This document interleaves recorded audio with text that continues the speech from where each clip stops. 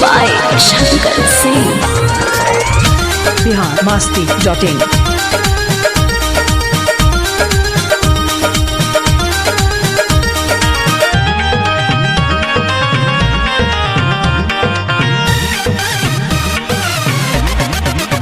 सुनो सुनो हमर जान होत जवानी बाजियान बड़ा दुख बा।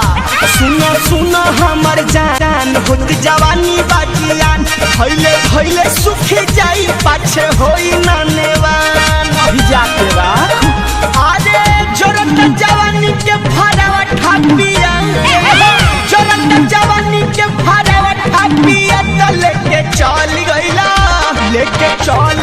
बॉम्बे छनावा टापिया लेके चल गइला बॉम्बे छनावा टापिया लेके चल गइला छोटा का छनावा टापिया लेके चल गइला छोटा का छनावा टापिया।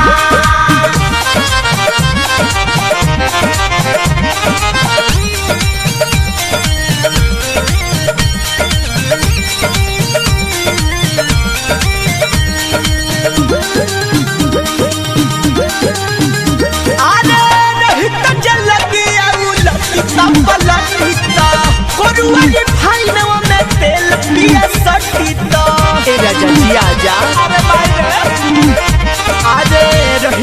लगिया लटिता पलटिता करुआली फाइनो में तेल पिया सटिता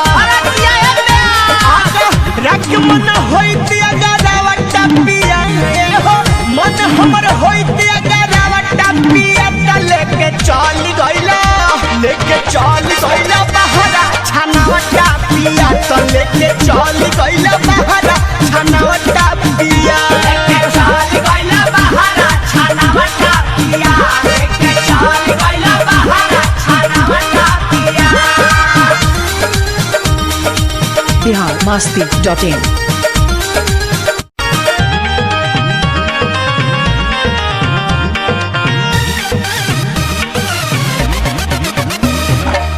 बिशुनपुरी साचो पैसन बाला मरद बुझला गया अपना हरनिया के दरद।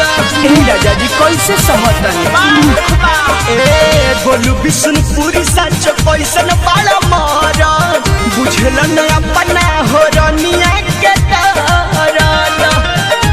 अरे जरी जरी भइल का जरावा टापिया शंकर जरी जरी भइल का जरावा टापिया लेके चल गइला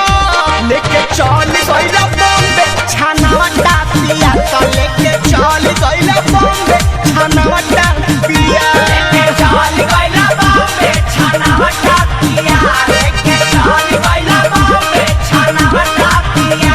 सुनो सुनो हमर जान होत जवानी बाजियान भइले भइले सुख जाई पाछे होई ना नेवान भिजा के राख।